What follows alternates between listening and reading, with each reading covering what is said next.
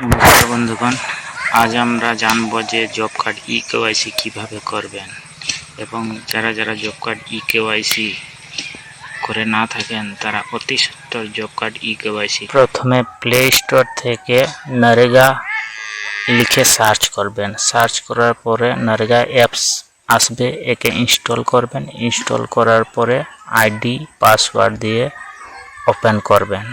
Open করার পরে এখানে সিলেক্ট ভিলেজ আসবে,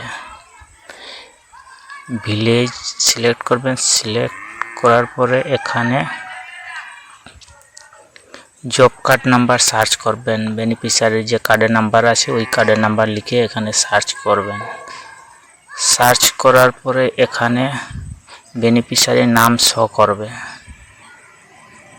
শো করার পরে ওই নামের মধ্যে ক্লিক করবেন। ক্লিক করার পরে বেনিফিশিয়ারির সেলফি আই স্ক্যান করবেন। এটা হওয়ার পরে ব্যাক ক্যামেরার মধ্যে আরেকটি আই স্ক্যান করবেন। করার পরে বেনিফিশিয়ারি ডিটেলস শো করবে। শো করার পরে এখানে সাবমিট করবেন।